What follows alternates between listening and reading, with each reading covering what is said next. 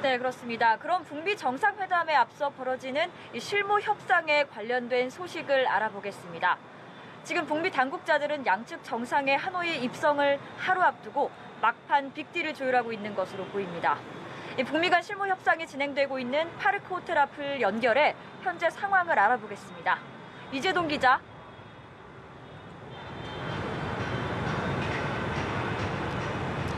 네, 스티브 비건 미 대북 특별대표의 숙소이기도 한 이곳 호텔에서는 어제까지 나흘 동안 북미 의제 협상이 이뤄져 왔습니다.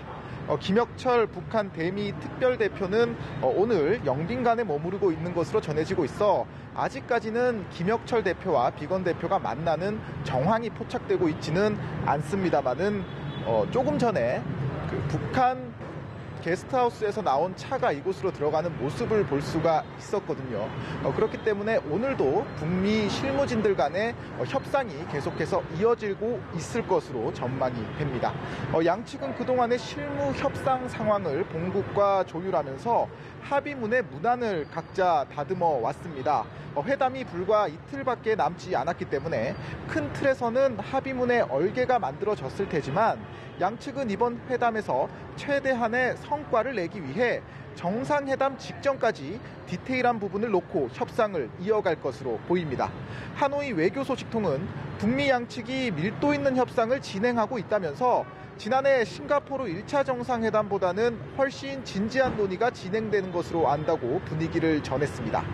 또 이 소식통은 이견이 좁혀지고 있지만 어떤 결과가 나올지는 예단할 수 없는 상황이라고 말해 북미 양측이 막판까지 치열한 줄다리기를 이어가고 있는 것으로 판단이 되고 있습니다. 네, 조금 전 전해드린 대로 이 트럼프 미국 대통령도 곧 하노이를 향해 출발할 예정이죠. 트럼프 대통령이 묵을 것으로 예상되는 현지 숙소도 한층 보안이 강화됐다고요?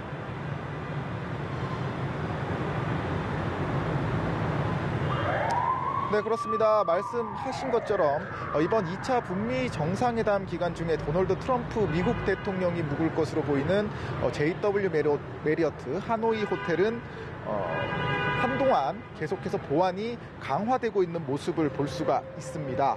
경호에 대비한 철제 펜스가 세워져 있는 모습도 볼 수가 있었고요. 그리고 호텔 곳곳에 무장한 베트남 경찰 특공대와 군인 등 경호 인력들도 대폭 보강됐습니다.